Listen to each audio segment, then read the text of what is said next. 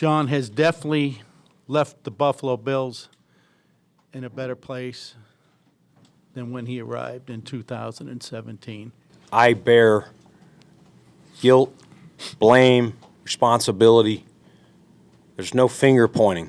I understand there's things I could have done better. If I can take you into that locker room, I felt like we hit the proverbial playoff wall. Great roster, good coaching, no Super Bowl appearance. It's been one year after another. And that, it was the sense of how do we overcome this? And I just couldn't see us doing that with Sean. There is definitely risk. We've got to make the best decision. So that's a fact. Boy, was yesterday a doozy. Welcome to Sports Talk Live Plus. I'm Sports Director John Scott, joined as always by our insider Vic Carucci, Bills owner Terry Pagula, and General Manager and now President of Football Operations Brandon Beane. Speaking with the media yesterday for nearly an hour. And Vic, let's get right to it. Just your general thoughts on what went down yesterday at One Bills Drive. Yeah, a lot of words come to mind. Bizarre is going to be one of them, just because of some of the nature of the way this thing unfolded. Most of it from Terry Pagula. And, you know, we played those clips there, and you picked out really some perfect, I think, highlights. So much more and so much from which to choose for nearly an hour of a press conference. And I guess that's the part that strikes me. In those comments, the one that I think Terry Pagula should have just let stand, like make it and then leave it there, was we hit the proverbial playoff wall. His conclusion, that is perfectly acceptable in my mind for why you move on from a coach. The premise being you gave Sean McDermott 9 seasons to get to the place that a head coach is paid to take you to the Super Bowl, win the Super Bowl. It's not just take you there. And it didn't happen. So he felt I thought he turned actually in all of the other stuff that has been ridiculed and I mean, there's been a lot of attention we know nationally. I'd say embarrassing too is another word that comes to mind from all of this. But if it had stayed right there, proverbial playoff wall. We've hit the proverbial playoff wall. That's a judgment that the owner of the franchise needs to make, and he made it. Yeah, I agree. But of course, that is not where it ended, Vic. And we're going to take some of the bits and pieces that people are talking about from what Terry Pagula and Brandon Beane had to say and kind of dissect them a little bit further. And let's start with Pagula and his reasoning for why he decided to fire Sean McDermott, and it's because of what happened in that loss to the Broncos. I want to take you in the locker room after that game. I looked around. First thing I noticed was our quarterback with his head down, crying. I looked at all the other players. I looked at their faces and our coaches. I walked over to Josh. He didn't even acknowledge I was there. First thing I said to him, I said, "That was a catch." We all know what I'm talking about. He didn't acknowledge me. He just sat there sobbing. He was listless. He had given everything he had to try to win that game. And looking around, so did all the other players on the team. I saw the pain in Josh's face at his presser, and I felt his pain. I know we can do better, and I know we will get better. All right, so Pagula's saying it wasn't just something that, oh, we lost this game, that we're going to fire our head coach, though he said he wasn't thinking about firing Sean until he walked into that locker room. I was in there, Vic. I can tell you, he's not wrong. It was a locker room unlike anything I've ever seen. But he's coming across in the way he's presenting this by saying, basically, because Josh Allen was super, super sad, he decided they have to make a move at the head coaching position. I know it's not that black and white here, but the way Pagula presents it, Vic, that's the way it comes across. Yeah, this goes down to what he said at face value and what I think the reality is. And that's where just conclusions are being made and opinions are being forwarded. The face value is just that. Looked like or sounds like knee-jerk reaction. Walks into an emotional, distraught locker room and decides, yep, this is the decision is we got to fire the head coach. You don't arrive at that decision, and that's what takes me back to this whole hitting the proverbial playoff drought. That's not like a one-off. You are thinking about this. This is in your mind. You're observing this. You've had 9 years to ruminate on the situation as it through the seasons and decide what you needed to do. And that's why I am not accepting that is what actually triggered this in and of itself. Yes, it was an emotional locker room. You confirmed that too. Of course it was. But I was in the locker room after the Bills lost Super Bowl 25 wide right to the New York Giants. You want to talk about emotional? You want to talk about rage and all the feelings that were there in that locker room? So, if you go by that premise, Marv Levy, the Hall of Fame coach, should have been fired then? No, that's why it's hard to accept that. I agree. And the other part of this, as we move forward, was the dynamic between McDermott and Beane. And one thing Terry Pagula making abundantly clear, he has felt that the roster has been good enough, and it's the coaching under Sean McDermott that has held this team back. The other aspect is the relationship between McDermott and Beane. Was there some sort of a power play where Beane was kind of working behind the scenes to get McDermott out so he could gain more power? Here's the GM's response to that idea. I'm going to damn try hard to win a Super Bowl here. I am. But for somebody to question my character like that, it is BS. And I've never done that. If you'll remember, in 2023, there was an article written on Sean accusing things. Who stood up in front of every one of you guys and defended him and his family and everything he's done here? And then we went to Kansas City and we won that game. And I went down to Jeff, Missouri and said, give me a game ball. I'm going to show everyone that this team has his back. I've done nothing but have everyone's back. And so for someone to question my character, my integrity, that's where I draw the line. Most impassioned portion of the entire press conference here. And Vic, it's not exactly directly responding to a question about your report about a meeting between McDermott, Beane, and Pagula weeks ago, but there was also discussed and denied, and it seems like there's this front here that, hey, things weren't as bad as maybe they are thought to be. What is your response? Well, I believe, first of all, the reporting I did was, and I believe that question was directed at Terry Pagula, and his answer was he didn't know where it came from, but mentioned that there are meetings all the time, disagreements and agreements, but they, back and forth. But he never uttered the words that it's not true, because I believe in what I reported. Relative to Beane's references to his character being questioned, I know that isn't what I was doing. I'm not sure where he was going with that in terms of his integrity or character. I have zero issue with that.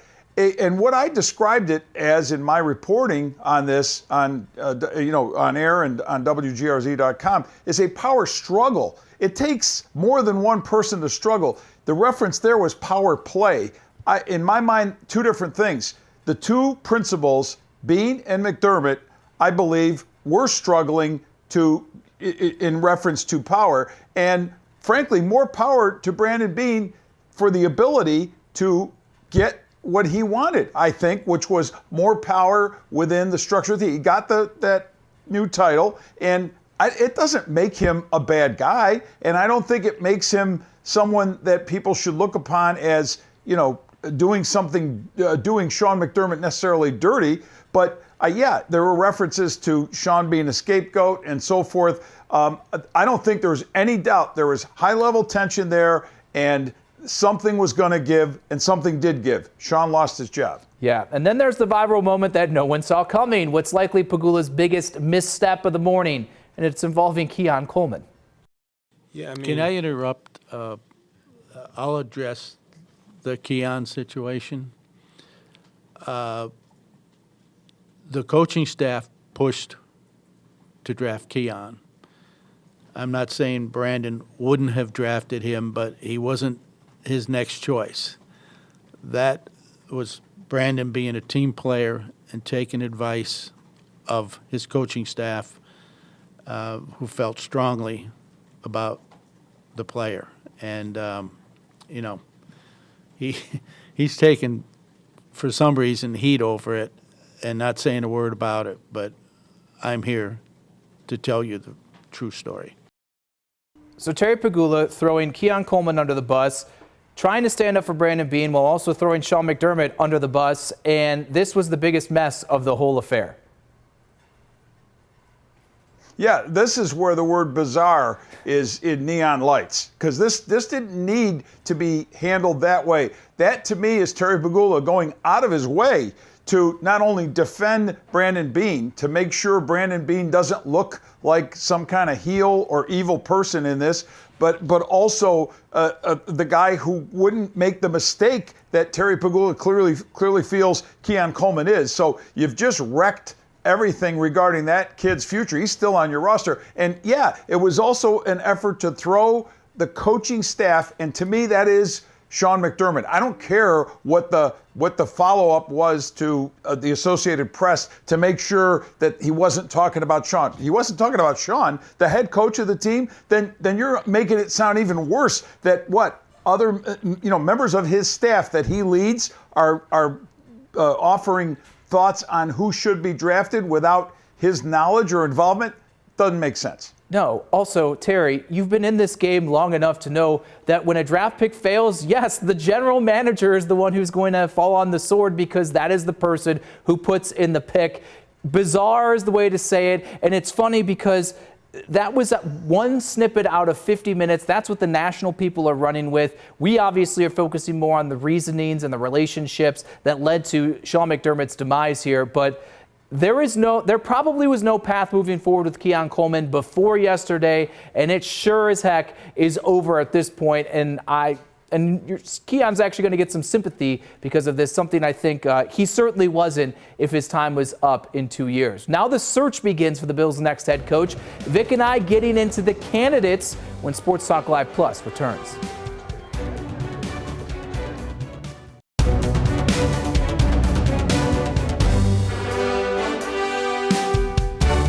Welcome back to Sports Talk Live Plus, as we are shifting gears to what the search will be for the Bills' next head coach. Brandon Beane saying that search begins immediately, and they weren't lying here. Interviews the past 2 days already with 3 guys in-house and accounted for. Here is a list of the 6 names that we are aware of that have or will interview for the Bills' head coaching job. Of course, Joe Brady already, former Giants head coach Brian Daboll, Lou Anarumo, then Commanders run coordinator Anthony Lynn, who was an interim head coach once Rex Ryan was fired back in the day in 2016. Jaguars OC Grant Udinski is a hot name around the league for other coaching jobs. And Dolphins defensive coordinator Anthony Weaver is also a hot topic here. As you look at this list, Vic, what stands out from the crop of guys that the Bills are looking at least initially?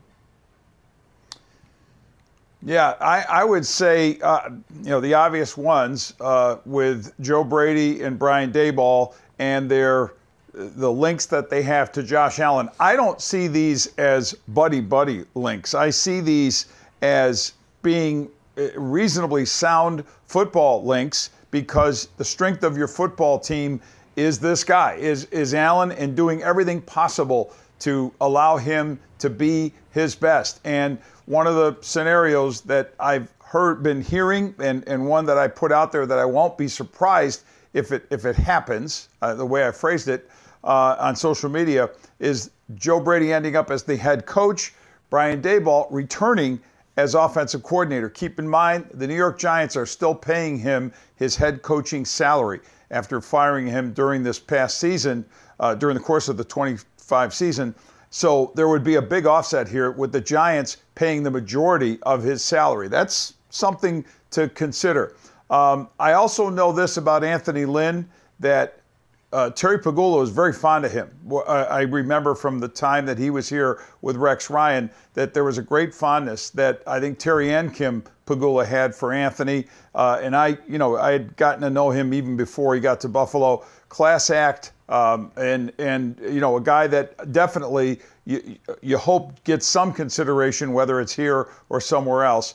And that Lou Anarumo, also very interesting, a guy who was a red hot candidate for a head coach when he was the defensive coordinator of the Bengals. And then as the Bengals defense sank into oblivion, which had more to do with personnel than Lou Anarumo, he gets to go to Indianapolis and turn that defense around and do a really nice job there to put himself back into at least head coaching consideration. Again, I don't know if he ends up in Buffalo. I would be surprised if the Bills go back-to-back with defensive-oriented candidates, but I think he has a shot maybe to end up somewhere either in this cycle or next year. Yeah, 4 offensive guys, 2 defensive guys on that list. Speaking of Brady here, he was the first to be interviewed. He's had opportunities to interview at other openings around the league. Vic, I want to do this because he's interviewed in Arizona. He just interviewed with the Bills. The Bills, we don't know how long their search is going to take. Is Brady someone you think would roll the dice to get passed up for a job for a second straight year, to wait it out to see if he would be the head man here in Buffalo? In my view, the Bills have such an attachment with him, and by Bills I mean Brandon Beane, attachment to knowing really what he is all about.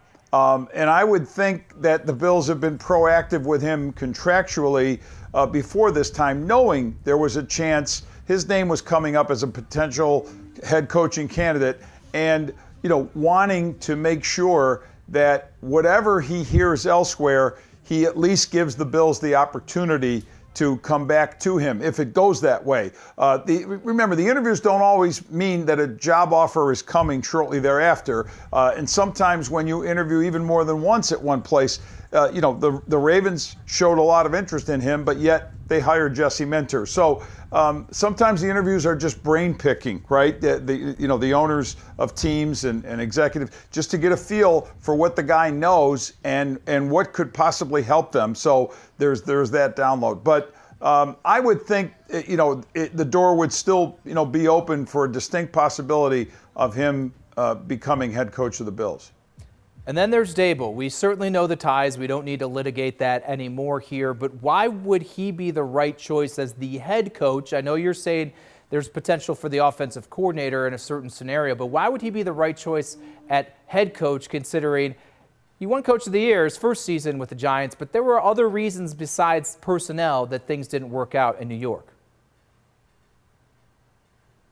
Yeah, look, I think Brian had a rough go, to say the least, with the Giants. Yes, he got obviously the Coach of the Year consideration and selection, and well deserved. And have a lot of respect for what he knows about offense. What he did with Josh Allen got him that job. And if you're looking, but the way it ended for him in New York, so rough that I see him needing sort of a path to reclamation of his stature as a coach. And a lot of times this is done when something fails as a head coach at one opportunity. The rebound is to come back as an offensive coordinator, wherever it might be, and then build up your credential again and maybe have another shot at becoming a head coach. I don't know that he can go from HC to HC in back-to-back seasons, and so that's something to look at. And keep in mind, Western New York ties, the best job available, if this is what we want to call the Bills, has a whole lot to do with Josh Allen. The other opportunities, Yeah, we'll go briefly here on Lou Anarumo because he interviewed today, but I agree with you. This is not someone that the Bills will seriously consider. Right. I don't either. I mean, again, real smart defensive guy, but I don't necessarily see the clean fit there. He did a good job with Indianapolis, and he did exactly kind of what you were saying, but from a coordinator to coordinator position of like regain some traction in terms of his level and interest from teams around to potentially be a head coach. All right, so that's who might replace Sean McDermott as the Bills head coach. Where could McDermott land next as head coaching jobs around the league are drying up quickly? Vic and I discuss when Sports Talk Live Plus returns.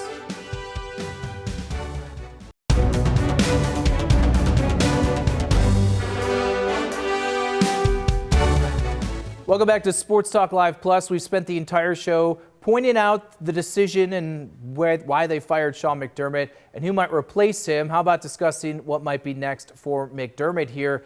There's only 4 head coaching positions open right now, Vic. If McDermott should want to be a head coach once again this upcoming season, what is your read on the situation for what could be next for the former Bills head coach?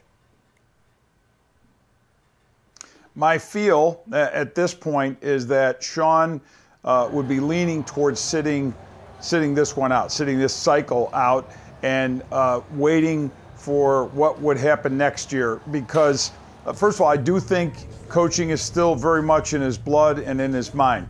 But he's got 2 years left on a contract that I think pays him roughly $11 million per year.